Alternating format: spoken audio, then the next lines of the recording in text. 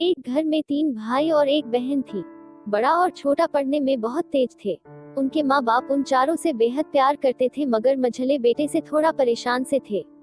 बड़ा बेटा पढ़ लिख कर डॉक्टर बन गया, छोटा भी पढ़ लिख कर इंजीनियर बन गया, मगर मझला बिल्कुल आवारा और गंवार बन के ही रह गया। सबकी शादी हो गई। बहन और मझले को छोड़ दोनों भाइयों ने लव मैरिज की थी। बहन की शादी भी अच्छे घराने में हुई थी। आखिर भाई सब डॉक्टर इंजीनियर जो थे। अब मझले को कोई लड़की नहीं मिल रही थी। बाप भी परेशान, माँ भी। बहन जब भी मायके आती सबसे पहले छोटे भाई और बड़े भैया से मिलती, मगर मझले से कम ही मिलती थी, क्योंकि वह न तो कुछ दे सकता था और न ही वह जल्दी घर पे मिलता था। वैसे वह दिहाड़ी मजदूरी करता था, पढ़ नहीं सका तो नौकरी कौन देता। मझले की शादी किए बिना बाप गुजर गए। माँ ने सोचा कहीं अब बंटवारे की बात न निकले, इसलिए अपने ही गांव से एक सीधी साधी लड़की से मझले की शादी करवा दी। शादी होते ही न जाने क्या हुआ कि मझला बड़े लगन से काम करने लगा।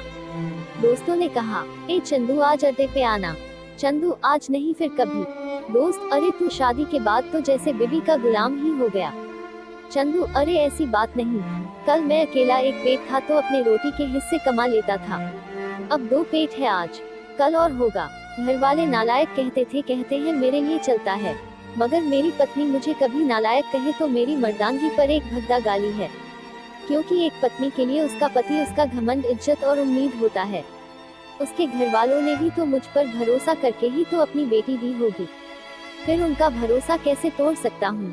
कॉलेज में नौकरी की डिग्री मिलती है और ऐसे संस्कार माँ बाप से मिलते हैं। इधर घर पे बड़ा और छोटा भाई और उनकी पत्नियां मिलकर आपस में फैसला करते हैं कि जायदाद का बंटवारा हो जाए, क्योंकि हम दोनों लाखों कमाते हैं मगर मझला ना के बराबर कमाता है। ऐसा नहीं होगा। माँ के लाख मना करने पर भी बंटवारा की तारीख तय होती है। बहन भी आ जाती है, मगर चंदू है कि काम पे निकलने के बाहर आता है। उसके दोनों भाई उसको पकड़कर भीतर लाकर बोलते हैं कि आज तो रुक जा, बंटवारा कर ही लेते हैं। वकील कहता है ऐसा नहीं होता, साइन करना पड़ता है। चंदू, तुम लोग बंटवारा करो, मेरे हिस्से में जो देना है दे देना, मैं शाम को आकर अपना बड़ा सा अंगूठा चिपका दूंगा पेपर पर। बहन, अरे बेवकूफ, तू गंवार का गंवार ही रहेगा। तेरी किस्मत अच्छी है कि तू इतने अच्छे भाई और भैया मिले। माँ, अरे चंदू आज रुक जा, बंटवारे में कुल 10 बीघा जमीन में दोनों भाई 5-5 रख लेते हैं और चंदू को पुश्तैनी घर छोड़ देते हैं। तभी चंदू जोर से चिल्लाता है, अरे फिर हमारी छुटकी का हिस्सा कौन सा है।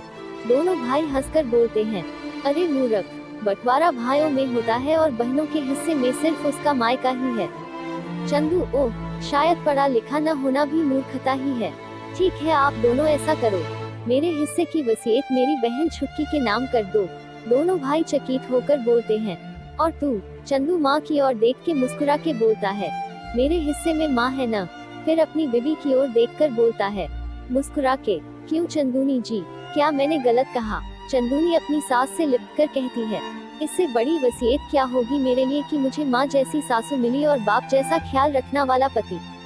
बस यही शब्द थे जो बंटवारे को सन्नाटा में बदल दिया। बहन दौड़कर अपने गंवार भैया से गले लगकर रोते हुए कहती है कि माफ कर दो भैया मुझे, क्योंकि मैं समझ न सकी आपको। चंदू, इस घर में तेरा भी उतना ही अधिकार है जितना हम सभी का। बहुओं को जलाने की हिम्मत किसी में नहीं, मगर फिर भी जलाई जाती है, क्योंकि शादी के बाद हर भाई हर बाप उसे पराया समझने लगते हैं। मगर मेरे लिए तुम सब बहुत अजीज हो, चाहे पास रहो या दूर। माँ का चुनाव इसलिए किया ताकि तुम सब हमेशा मुझे याद आओ, क्योंकि ये वही कोख है जहाँ हमने साथ साथ 9 महीने गुजारे। माँ के साथ तुम्हारी यादों को भी मैं रख रहा हूँ। दोनों भाई दौड़कर मझले से गले मिलकर रोते रोते कहते हैं, आज तो तू सचमुच का बाबा लग रहा है। सबकी पलकों पे पानी ही पानी। सब एक साथ फिर से रहने लगते हैं।